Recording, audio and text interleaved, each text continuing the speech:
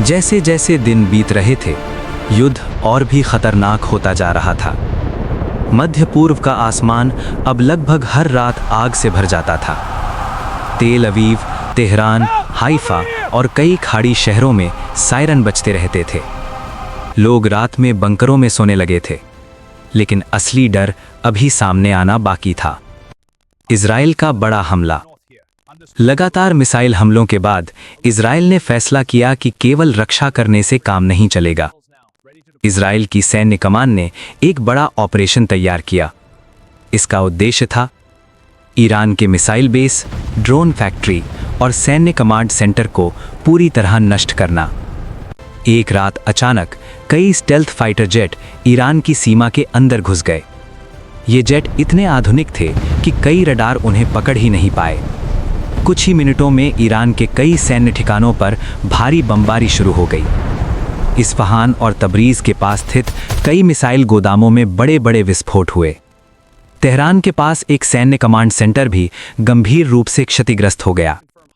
इन हमलों से ईरान की सैन्य क्षमता को बड़ा झटका लगा, लेकिन ईरान चुप नहीं बैठा। ईरान की नई रणनीति। ईरान ने समझ लिया था कि सीधे मुकाबले में उसे नुकसान हो सकता है, इसलिए उसने युद्ध को कई दिशाओं में फैलाना शुरू कर दिया। ईरान ने अपने सहयोगी समूहों को और सक्रिय कर दिया। लेबनान में हिजबुल्लाह ने इजराइल की उत्तरी सीमा पर लगातार रॉकेट दागने शुरू कर दिए। गाजा में भी हमले तेज हो गए।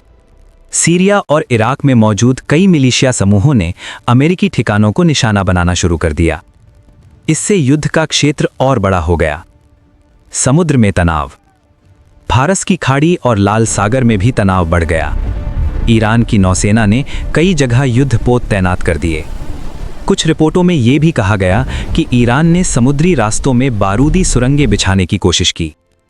इससे तेल के जहाज़ों और व्यापारिक जहाज़ों के लिए खतरा बढ़ गया।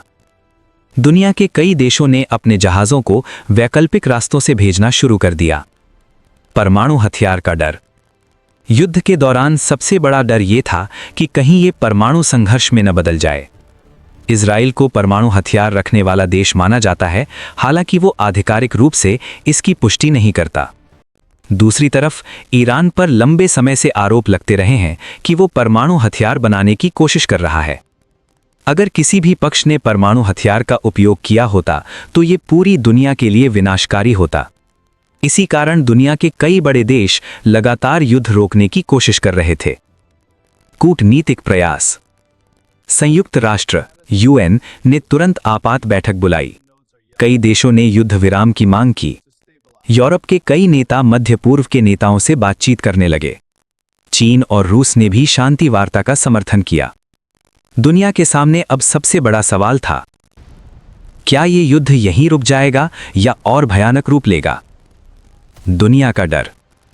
युद्ध के चलते लाखों लोग अपने घर छोड़ने पर मजबूर हो गए। कई शहरों में अस्पतालों में घायलों की भीड़ बढ़ गई।